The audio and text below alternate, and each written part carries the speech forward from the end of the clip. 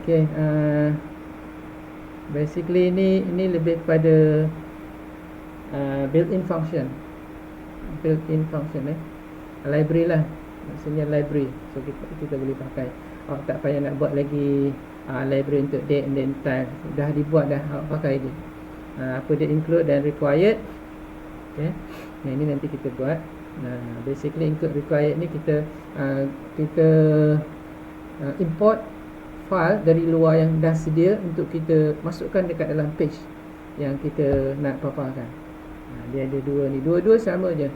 Nak import ni, include ni, kalau dia tak jumpa file yang kita nak import, dia akan proceed dengan next command statement. Dia akan run statement yang berikutnya. Tapi kalau required, tak jumpa je, dia terus stop. Itu beza dia. So ni basically error handling punya kita punya decision lah, sama ada nak stop ke sistem ke ataupun nak proceed juga. Okay. Yang ketiga, file handling. File handling ni untuk kita buka file, sama ada read only, boleh modify, boleh create kalau belum ada file, dan seterusnya. So basically file handling lah, macam mana kita nak handle file. Contohnya kalau kita nak create new text, nak simpan dia punya maklumat yang kita masukkan dekat dalam sistem, tapi dia punya maklumat khusus untuk setiap user. Bila user login, dia ada ID dia sendiri. Kalau belum ada apa-apa maklumat dekat dalam tu, file tak ada lagi, dia create new file. So basically inilah file handling. So creating new file, opening file kalau dah ada, and then buka kalau read tu buka lah, dan write ni maksud dia modify. Okay. Dan uploading file, untuk kita terima file daripada user. Uploading file, item 4. And then session and cookies. Session ni untuk kita nak bagi user berapa lama dia boleh boleh guna sistem kita. Maksudnya dia live lah. Okay. Kita mungkin nak bagi start daripada dia login sampai berapa, 24 jam kita bagi. Kalau ada certain sistem dia cuma bagi berapa je, 5 minit. Lepas tu kalau dia inaktif ke aktif ke, dia terus cut off dia punya session dia. Cookies pula. Cookies ni kalau dekat web kan, web ni kita dah publish dah. Tak kira siapa pun orang boleh access, as long as dia ada address tu kan. So kita tak tahu siapa orang dia. So cookies ni adalah cara untuk kita kita nak identify, nak tahu siapa orang yang tengah guna kita punya, tengah buka kita punya website. Jadi kita capture dia punya dia punya komputer punya komputer ni dia ada dia punya serial number, kemudian dia punya OS, dia ada dia punya maklumat OS kan, kemudian dia ada maklumat banyak lagi lah. So kita capture tu, kita simpan dekat dalam tu. So nanti kalau dibuatnya time dia guna, tiba-tiba sistem kita crash ke, mungkin orang ni sengaja nak crashkan kan, dia hack. Jadi kita boleh tahu siapa orang yang buat kerja tu kan. So ni cookies. Okay. Dan filter, so sama juga cookies ni dengan session, dia relation, dia interrelated. So basically tahu orang dia, maknanya kita identify user yang, maknanya registered user yang dia nak access sistem kita, dan kita bagi dia session. Kalau dia bukan authorized user, mungkin kita validate based on cookies, tak ada dekat dalam kita punya tu, dalam kita punya senarai. So then kita decline dia daripada access kita punya sistem. Itu kan, simple kan. Kemudian filters and sanitization. Filter and sanitization ni basically dekat sini dalam validation, cuma dekat sini dia ada lagi lah sikit kan. Dia buat filters ni, yang sebelumnya kita buat trimming, trim spaces kan, trim, lepas tu trim slashes. Kalau slash dia trim, dan apa-apa lagi lah dia punya special character kan, kita trim. Dan data sanitization ni dia bersihkan apa yang user input tu. Sebab kita tak tahu apa yang user input. Mungkin dia masukkan apa, script ke kan, untuk sengaja dia nak crashkan kita punya sistem kan, script JavaScript ke apa-apa script lah. Maknanya bila dia masuk dekat dalam kita punya tu, dalam kita punya sistem, kita assume benda tu data, tapi sebenarnya script ni dia bila buka je website, automatically dia akan run apa yang dia nak buat dengan website kita. Suka hati dia lah kan, dia boleh crashkan apa semua kan dengan script dia. So kita buat data sanitization. Dan error handling ni macam yang tadi tu, include and require, itu untuk kita nak control dia punya flows kan, sistem kita. So basically dia sebahagian daripada error handling lah kan. Okay. Error handling ni dan exception ni kita assume dulu, kalau kita ada input text tapi kita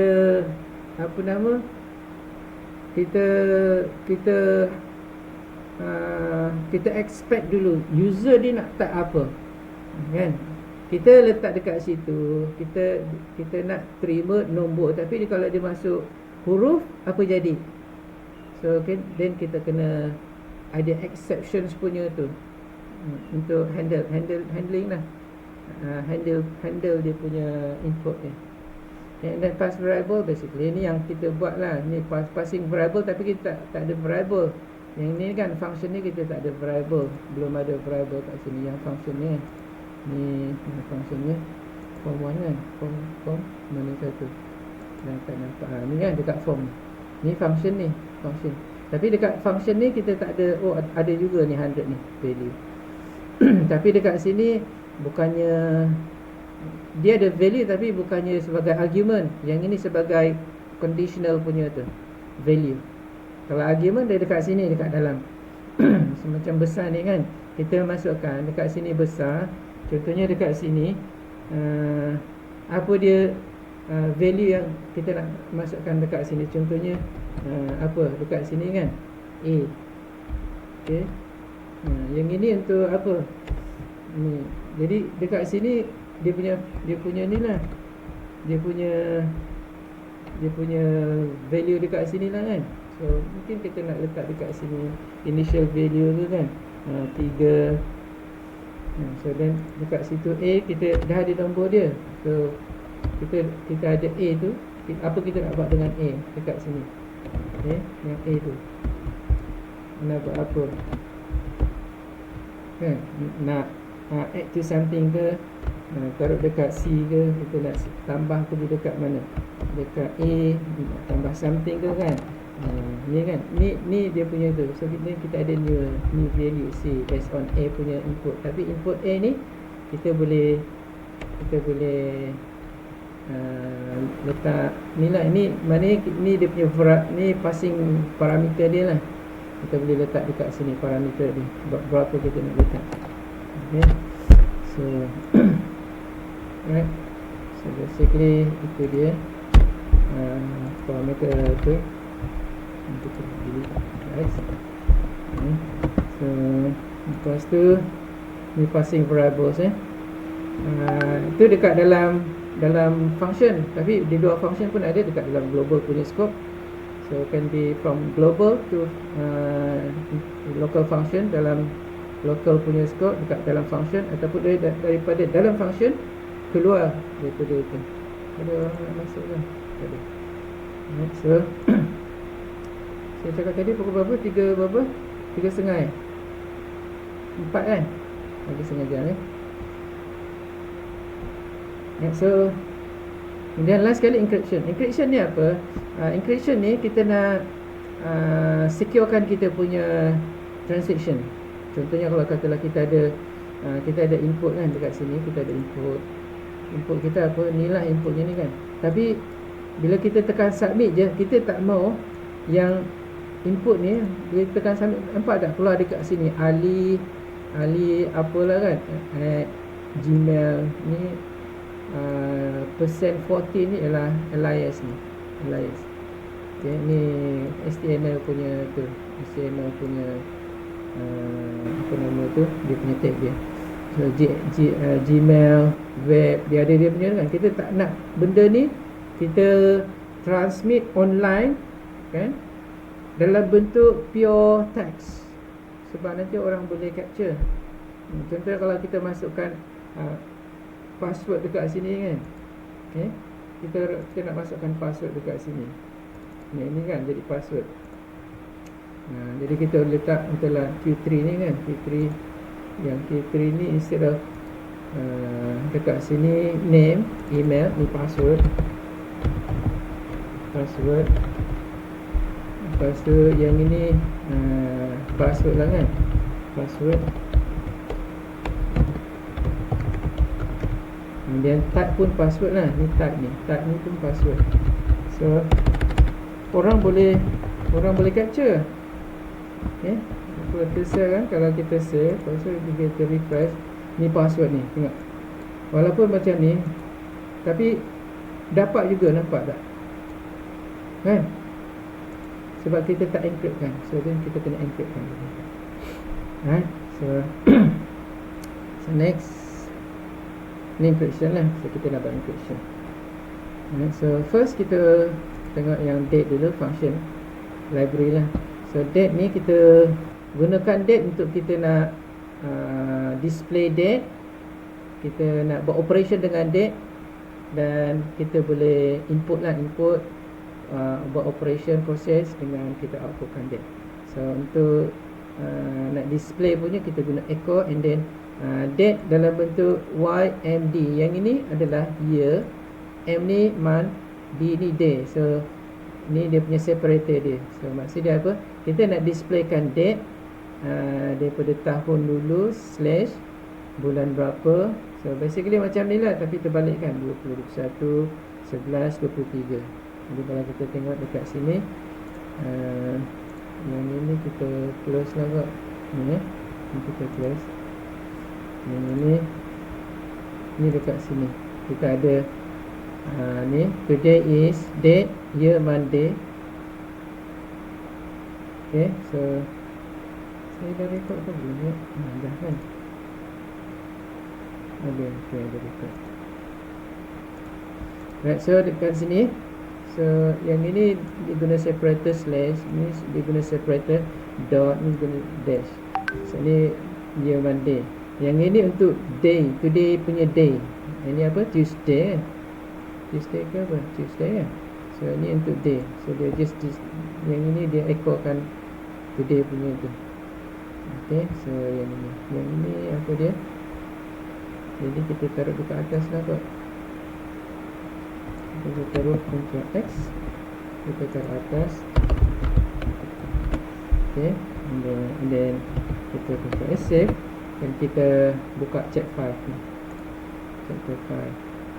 Kita lihat lagi ni, check file. Okay, check file. So dia keluar lah dekat sini kan. Today is 2021 11/23. Yang ini dot, ni slash, yang ini dash. Ada 3 jenis tu. Kita just nak display. Mana kalau kita nak display dekat atas pun boleh, nak display kat mana pun boleh. So kalau kita buka je sistem, elok kalau kita ada date kan. Jadi kita taruh dekat situ. Jadi kita letak lah, mungkin user dia, nama user, and then dia punya date dekat sini, today's punya date. So then kita taruh dekat sini instead of today. Ni user lah kan, user ID, okay, ID, and then apa-apalah dekat situ kan. So then bila kita yang ini kita just comment out je. Control Shift, Control S save. So kalau kita refresh, dah hadir dah kan ni Ali. Kalau kita nak letak dekat sebelah kanan pun boleh juga. Ni sebelah kiri kan. Kalau nak letak sebelah kanan, gunalah ni PHP kan, ni PHP. Yang ni awak guna ni just copy je, Ctrl C, taruh kat sini, ni Ctrl C. So and then yang ini awak boleh letak dekat dalam satu contohnya dalam satu HTML punya kelas. Contohnya kalau kita nak letak contoh dalam kelas apa, dalam body kan. Ni kelas user ID lah, user ID tab. So and then benda tu kita taruh, okay, text ni kita taruh kat sini.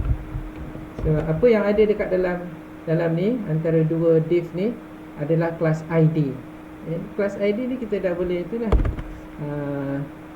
dekat sini ni kita boleh,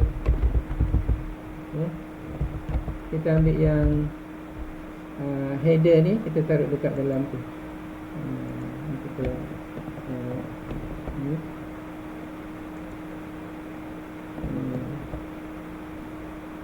ni kita okey, ni header. Okey, apa yang ada dalam header ni, kita nak taruh dia punya apa, styling dia kan, style dia. Okey, so dalam style ni kita taruh lah untuk yang class punya ID, user ke apa tadi, ID. So ID, and then kita boleh letak sebelah kanan. So dia punya text alignment dia, text alignment kita taruh dekat right dia. So dia pergi dekat right lah. Kalau kita refresh, save dia, kita refresh, dia pergi dekat sebelah sini. So nampak kan, kita dah boleh maneuver, and then kita dah boleh create system. Okay. So lain-lain nanti kita akan populate lagi dekat sini dia punya apa. So next ialah ini yang date, kita dah boleh masukkan. Dan juga kita boleh create date yang ni tadi Y, M, D 3 kan. Kita boleh guna Y untuk satu je. Contohnya kita nak populate, kita nak display year sahaja kan, boleh. So yang sebelah sini year sahaja, yang ini year. Ayat mana yang year sahaja, ni dia. Ni lah kita just ni kan, ni yang ini dia guna, okay, dia guna date dia display year sahaja. Yang ini dia campur dekat sini lah, dia guna apa nama ni, simbol copyright ni, UTM punya copyright ke kan, macam tu kan, ataupun biasanya dekat depan UTM dekat depan ni, copyright dekat situ 2010, and then 2000 sekarang punya 2021 year sahaja. So kalau kita letak dekat atas, Ctrl C. Okay, so basically lepas pada ID ni kan, lepas pada ID ni class ID, div class ID, lepas pada class ID dekat atas ni, kita nak taruh dekat mana, sinilah kot, sini. Okay, so sama juga kita letak dekat sebelah kanan ke kan, tak ada sebelah kanan lah, sebelah kiri lah kan. Sebelah kiri, Ctrl X, taruh sebelah kiri lah, sebelah kiri. So Ctrl S, save. Then kita refresh, dia keluar lah dekat sebelah kiri. Nanti dia sambung terus dekat sini. Ini yang kita nak buatkan tadi. Ini kita taruh bawah lah. Of course kita boleh letak lah apa-apa dekat sini kan, line break kan, GR. Okay, that's it. And then dah boleh tu refresh, dah dapat dah. Okay. So next ialah ni kita dah boleh ambil satu-satu.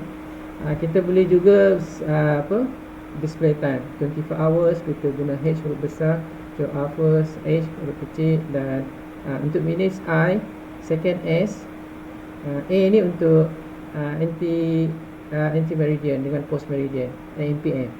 Jadi kalau kita dah letak 12 hours punya format, kita guna H huruf kecil 12 hours, dan kita letak A dekat atas ni, maknanya kita ada indicator AM dengan PM, AM dengan PM. Okay. Jadi kalau kita nak ambil yang time ni kan, dekat sini kita ambil dia time ni, kita taruh dekat atas. So sekarang kita dah tahu tarikh dia dekat ni kan, kita dah ada tarikh dia dekat atas sini. Ni tarikh dia ada. Kita nak taruh ni pula dekat bawah dia ni, taruh dia punya date dia kan, tak time dia. So okey lah kan, tak dia tu, and then BR kan, C insert nilai. Okay, so then kita dah boleh taruh lah dekat sebelah sini. Dia jauh sikit kan. Okay, kita boleh anjakkan ni, kita supaya dia dekat, tak payah pergi jauh-jauh. So the time is tu tak ni banget. Tapi kita boleh lah taruh di sini kan. Ini tak payah. Oh tak payah. Tapi BR kena ada je. Kena ada je. Kalau tak dia jauh sangat. Tapi kita boleh kecilkan lah yang ni. Ni kita boleh kecilkan text size dia apa. Font size kita boleh font size kita boleh kecilkan. Smaller size kan. So basically dia boleh kecil lah kan. Error unexpected in line 32. Line 32 sini. Okay. Ctrl S sini. Okay. So dia keluar lah kat situ. Semua dia, kita kena adjust lah dia punya padding kat sini. Okay, so tu boleh dapat lah. Next ialah kita ni time kita boleh taruh npm. Kalau tak nak npm ataupun kita boleh taruh server time dekat situ. Server time itu local time. Server time tu kita boleh taruh. Contohnya kita boleh taruh America New York punya tu. Ini kita boleh dapat daripada dia punya predefined location punya time. Ini American punya continent. So kita boleh cari dekat sini. Nama dia PHP time zone location. Okay. Kalau you tengok dekat situ time zone location, list of supported time zone. So dekat Afrika, all over Africa punya tu, kita nak kat ni, kat Tunisia, Tripoli, kat mana, mana-mana lah kan, Algiers, Addis Ababa. Okay. Dekat mana lagi, yang dekat Afrika, South Africa dekat mana? Tak nampak pula South Africa dekat sini. Tak, anyway, adalah dekat sini kan. Tak tahu mana satu. Afrika di sana tak boleh pisah belakang. Okay. Ni so inilah tempat-tempat dia. Okay. Dan kalau dekat Asia, kita cek Asia punya, Asia, KL apa semua kat Asia, KL, Bangkok, okay. Ni semua ni lah. Gaza ni kat Asia ni. Kuching pun ada. Kuala Lumpur, Kuwait, Kolkata, Manila, Hong Kong, ini Singapore, Shanghai, Muscat, Macau, ini Kuala Lumpur. So then kita boleh taruh lah dekat situ. Kalau kita nak KL punya, kita taruh KL. So contohnya kita nak masukkan ni KL punya server time. So kita ambil sini server time.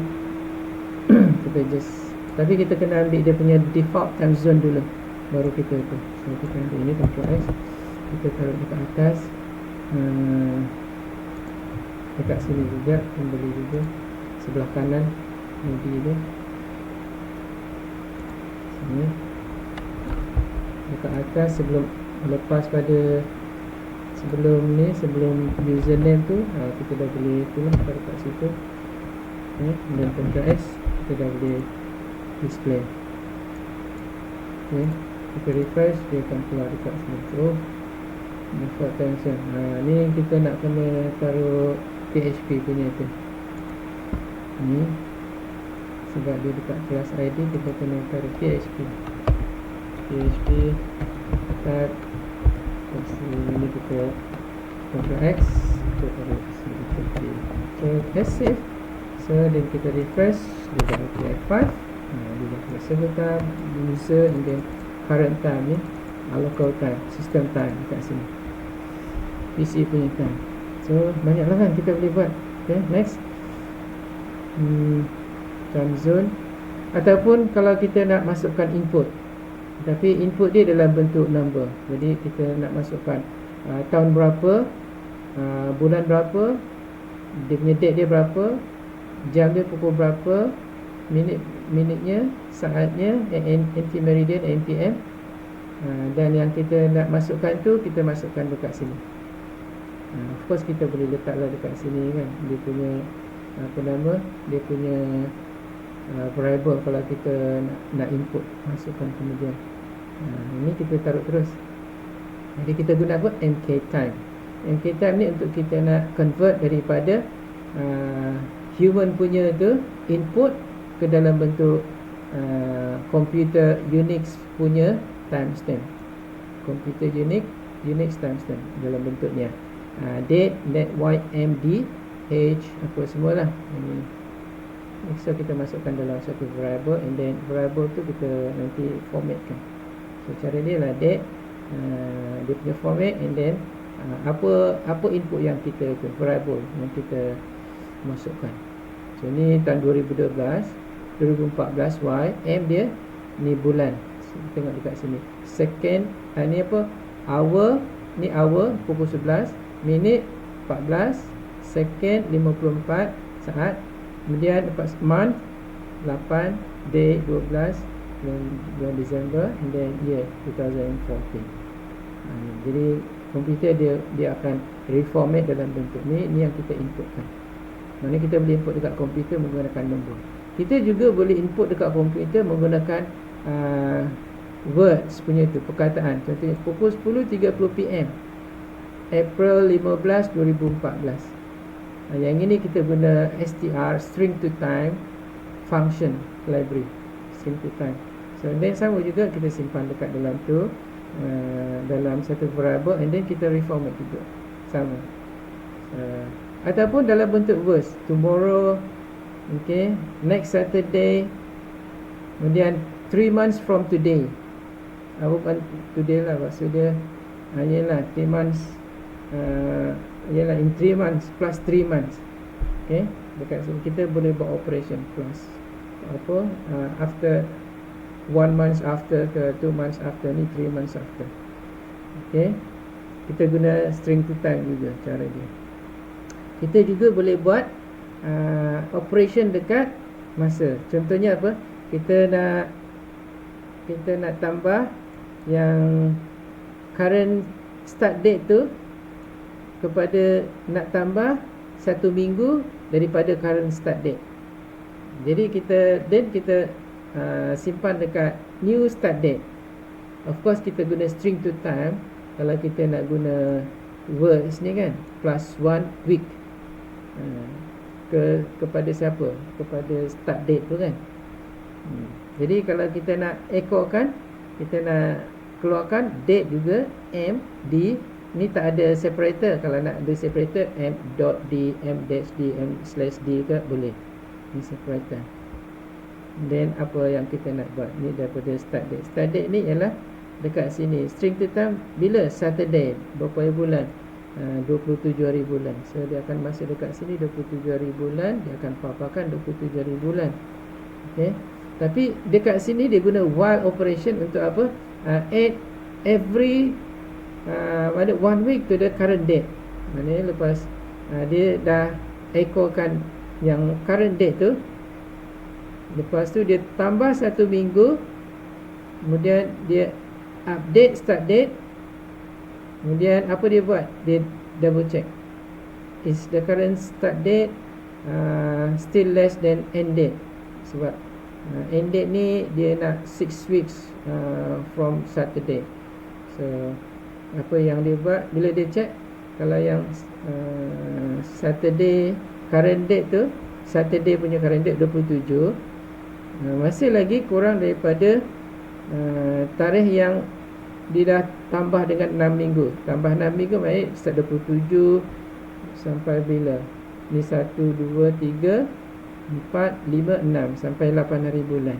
Okay, 8 hari bulan Januari. Dan masih kurang lagi. Kalau ditambah 1 tu 27 baru 4. So kurang lagi. So dia buat apa? Berapa kali looping? 6 kali looping. Dan dia akan paparkan setiap setiap kali dia tambah tu, kepada tambah satu minggu daripada current date, dia akan paparkan. Maknanya dia akan paparkan berapa? 6 date lah setiap hari Sabtu. Jadi kalau tengok dekat sini ni dia, kita tambah dekat sini. Oh tak ada. Tak ada dekat sini. Ni dia. Ni 1 week on Saturday. Kalau yang today punya, letaklah today is Tuesday kan. Tuesday, Tuesday. Hari ni punya kita tambah 10 weeks from Tuesday. So dia akan print lah setiap Tuesday punya daripada 23, 30, 7 sampailah berapa minggu? 10 minggu dekat sini, 10 weeks. Okay. So basically yang ini kita sebut sebagai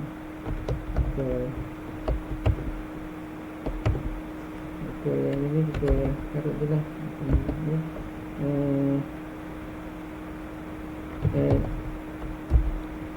10 weeks of time kan.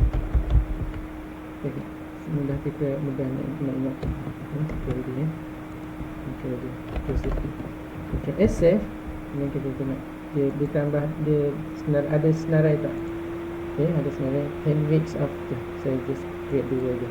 Jadi 23, 30 sini ya. 23, 30, lepas tu 7, 14, 21, 28, 4, 11, 18 sampai 25. Okay. So every week, every Tuesday. Kemudian seterusnya ni awak dah boleh buat lah.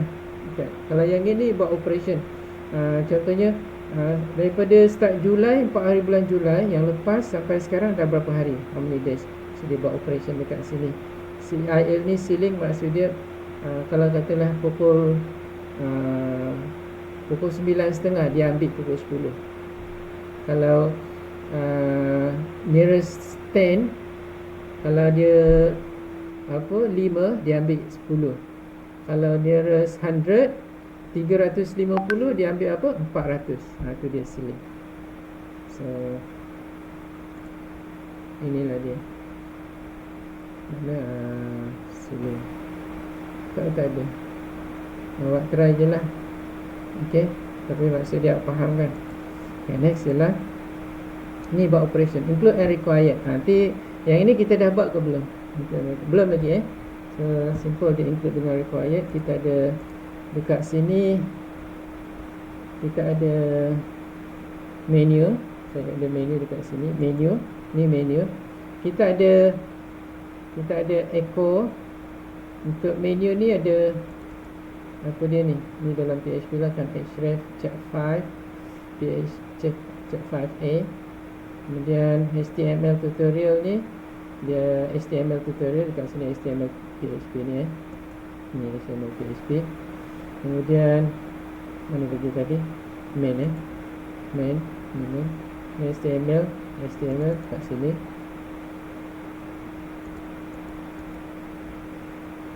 Main. Okay. Yang ni main. Menu. Ni menu. Okay. So kita buka menu. Dalam menu ni tak ada apa-apa, just menu je. Okay. Kita buka menu. File. Menu. Ni menu.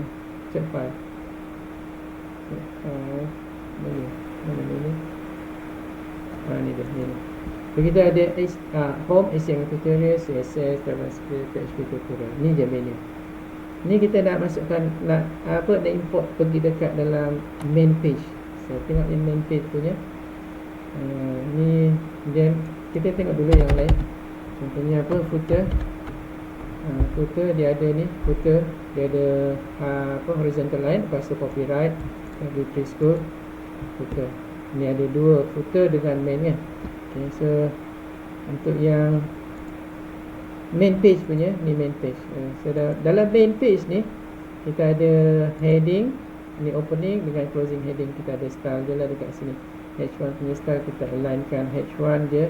Kemudian kita ada ID class. ID class punya ID type. Ni kita letak dekat sebelah kanan. Text align sebelah kanan. Apa yang kita buat dalam class type ni ialah kita ada ID ni, yang ini text je, yang ini date, dan kita ada apa lagi, kita ada space, dan kita ada masa. anti-meridian punya npm. Sini 2001, 2021 month, berapa bulan, 11, 23 ni dia. Kita taruh dekat sebelah mana ni? Ni body dia sebelah kanan, ini right punya kan, tak salah ni right. Kemudian kita ada letak dekat sini, tak boleh letak apa-apa kita boleh letak dekat kita ada letak dekat sini include menu. Ni menu. Yang menu yang tadi tu yang ini menu. Yang ini menu. Sorry. Ni menu. Kita ada form bersama tutorial ni menu. Okay, and then kita ada dalam main lagi, kita ada dalam main ada main page, dia punya content dia, ni content dia ni. So ni basically dia punya content lah. Kita buka content content. Okay. Content lah. Okay, so kita ada content punya class. Control X, ni Control S save. Control, kita save semua sekali, Control save all. So then kalau kita buka, ada lagi dekat bawah, kita include footer. Footer tu yang ni footer ni. Ni kita ada copyright je. Dekat sini kita taruh dah UTHM tu kan, UTHM www.uthm.edu.my.edu. Okay, ni copyright kan. So Ctrl S save. So kalau kita buka yang footer ni footer, footer ni dia footer. Dan ada horizontal line dekat situ. Jadi kalau kita masukkan semua sekali dekat dalam main ni main. So dia ada footer dia ada dia punya main page dia. Ni H1 ni kita taruh dekat mana? H1 kita centerkan, taruh dekat center. Kemudian yang kelas punya, time punya ni kelas, kita letak dekat sebelah kanan kecil dia. Okay, so ni yang kemudian yang menu punya ni kita just include in sebelum content. Okay, jadi kita save dan kita buka main kat sini. Kita buka main ni, include dengan require. Kita pakai apa dia? Kita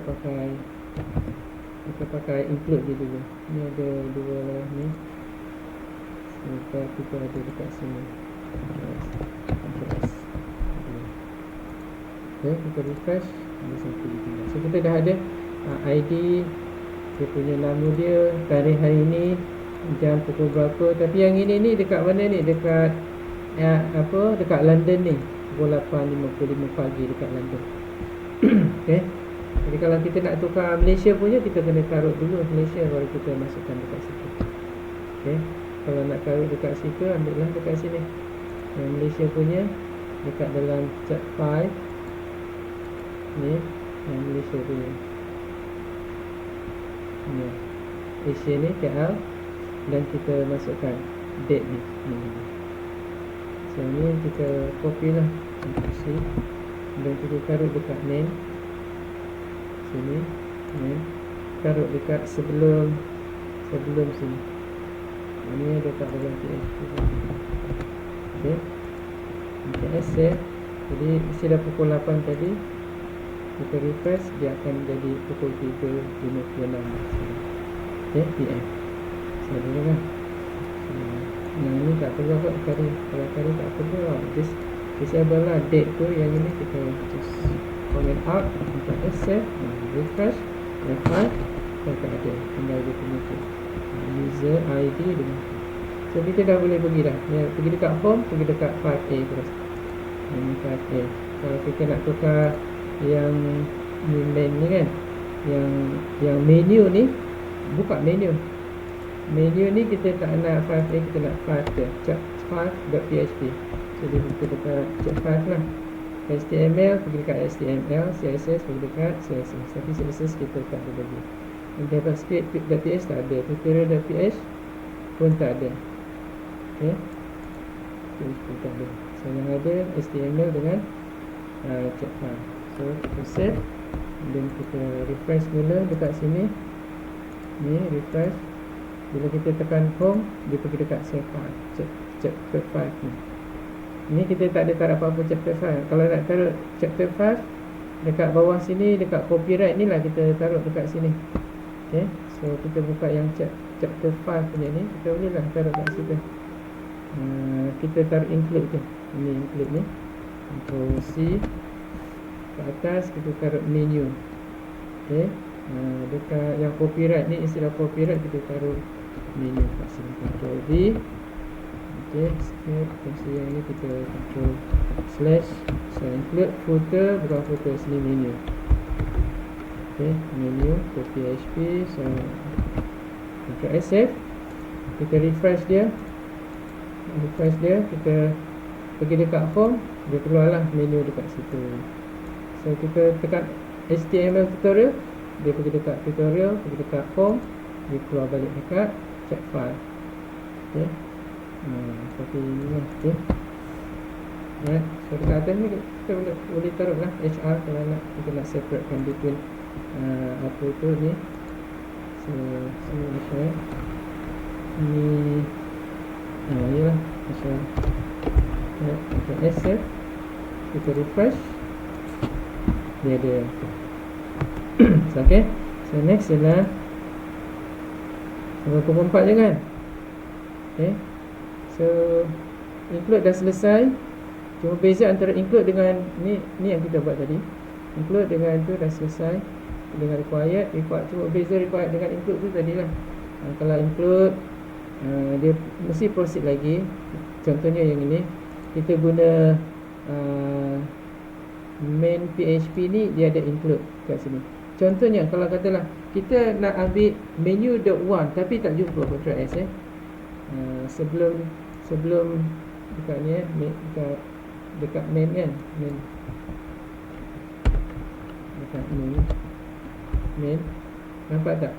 Dia tak ada. Kalau sebelum kita ni, dia ada kan, Ctrl S, menu je ada. Kita refresh, kalau ada, ok lah. Kalau tak ada, menu 1, Ctrl S, dan dia just display apa je, dia just display error je. Tapi dia still proceed lagi main tu. Kalau kita guna require, dia terus start. Ni main ni daripada atas tu sampai bawah, dia terus dia tak paparkan kalau require. Jadi yang main ni kalau kita tukar yang include ni, kita just copy je, Ctrl Shift D. Ni kita tu kita saya nak tu. Okay, so yang ini kita letak require.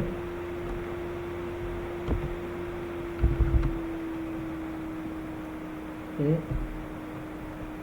require. Ctrl S ya. So dia terus langsung tak ni. Ini masih okey lagi kan. Bila kita require, nampak langsung dia tak keluar dah. Main page pun tak keluar dah. Dia terus crash. So itu antara required dengan include, itu beza dia. So setakat ni je lah dulu buat. Dah habis dah sampai dekat sini. Okay, ni dah selesai dah ni. Sampai sini. So kita nanti continue. Ni dah cukup lah buat sampai ni. Kita dah cover lab 4. Ini kita dah cover sampai sini. Okay, awak punya 23,000. Okay, so section 1. Ada apa-apa nak tanya tak? So mungkin minggu depan kita continue. Kita ada lagi berapa topik ni. Kita sampai 5.2 baru. Okay, point 3 kita nak habiskan sampai 5.1. Lepas tu mungkin lagi 2 minggu lah kita buat habiskan yang advanced PHP chat 5 ni. Lepas tu baru kita masuk database. Selesai je database tu, maknanya awak dah ready untuk